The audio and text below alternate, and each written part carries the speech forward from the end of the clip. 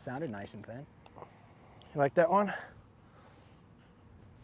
That's about 8 grooves low.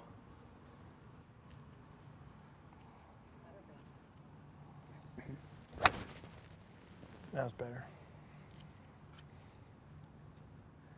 So that's my like TJ, I mean, push hook. Yeah.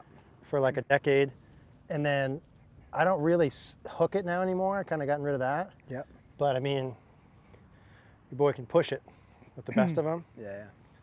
So like rights with all clubs, and then push fades with the driver.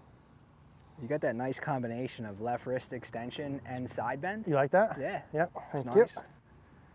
Been working on that.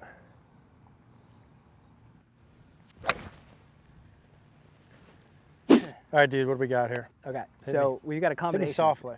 We've got a combination of things. Okay. Right? Starting with the ball being too far back. Okay, yeah. So as a player, right, as I move the ball farther back, I'm going to tend to build in some push and some hook anyway. Okay. The other thing that we start seeing with players that have the ball too far back is they have to find some way to kind of normalize the trajectory, because typically as the ball gets more back, it's going to get lower. Right? So one thing I'll see, some common things, right? Larger sway, which is not your problem. They stay too far behind it on the way down, which is not your problem.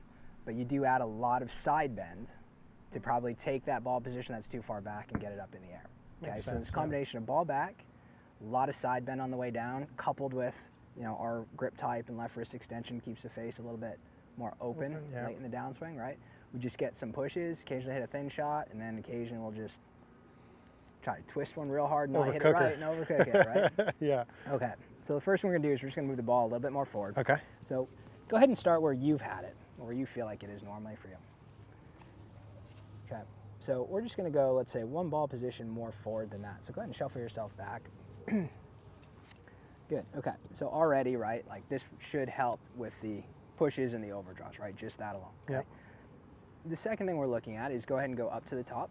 Okay, is how quickly on the way down we go into right side bend, right? So right now your left rib cage is lower than your right. Very early in transition, we'll see your hand path almost lower straight down. Yep. And the left shoulder is gonna get higher than the right shoulder, kind of right around the left arm level to the ground, okay? Yep. So again, right, that tilting back a little bit too quickly, hand's gonna go down, they're gonna stay a little bit too inside, building a lot of in and out in that golf swing. Yeah. Okay, so go ahead, sit up to it again. Okay.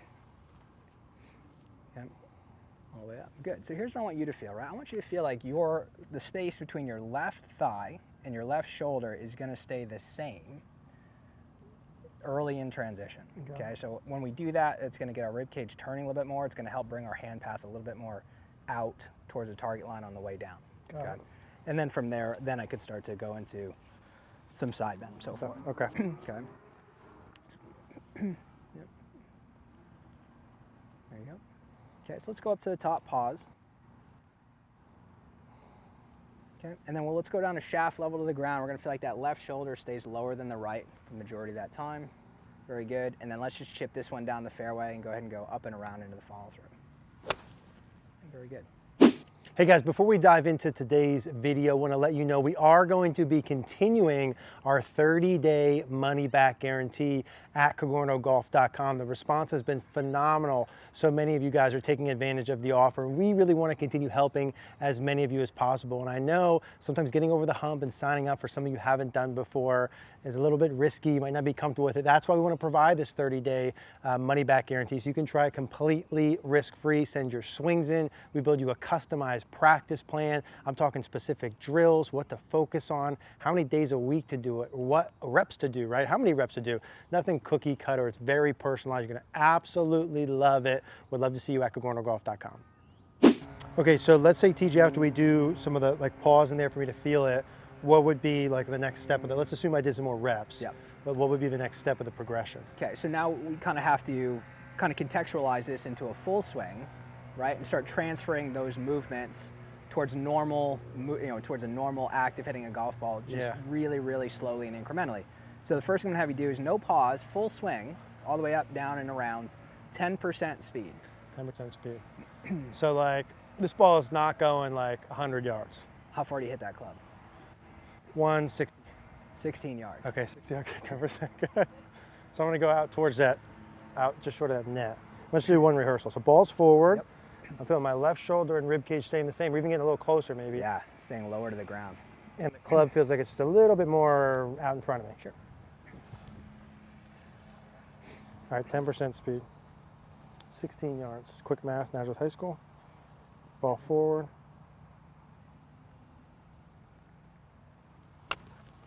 Very good. Okay, and now we'll go up 20%. 30, 40 yards. Not bad. It's better than most. Better than most.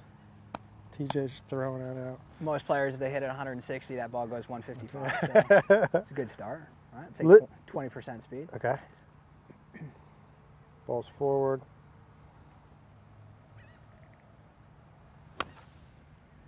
Very good. Okay. Yeah, I mean, like wildly more effective in terms of me being able to feel what I'm doing here at those speeds. Yeah. I mean, what percentage of people skip this step? All of them? Yeah, 99.9. Well, even the ones that know, right, they got to kind of work through these progressions, do it slowly. They don't have the awareness to even move at this speed, right? So I mean, this is painfully slow. This is it slow. not? So this is like maybe 30%? Yeah, we'll crank it up to 30.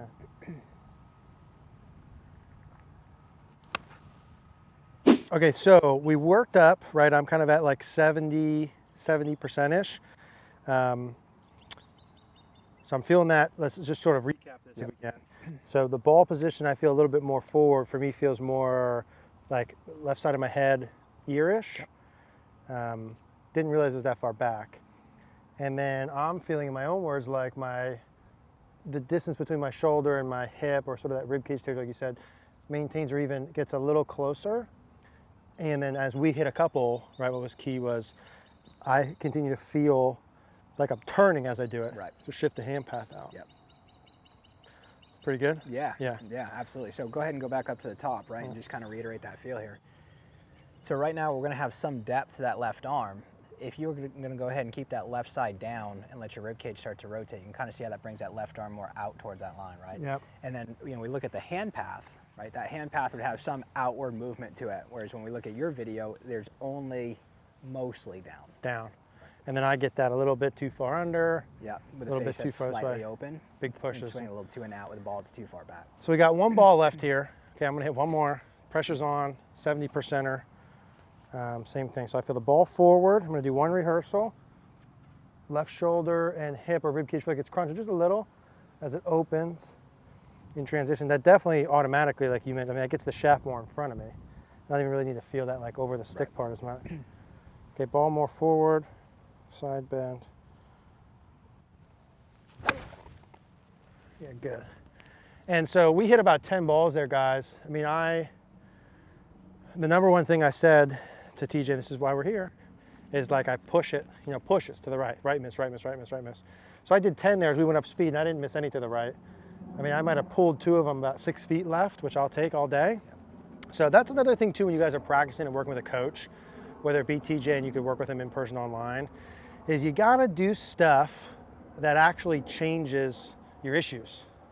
You know, and that doesn't need to be on ball 1. Like some things are gonna be more immediate or others, but like I said to TJ, push, he identified pieces that are a problem, boom, change them, you know, and I mean, we're talking, you know, guy's a little bit of an athlete here, but it changes it right off the bat, okay? It's not like, it doesn't need to be a worse before better. You don't need to do things to make them look pretty. Like how do they correlate with the end goal issue? Am I right about that?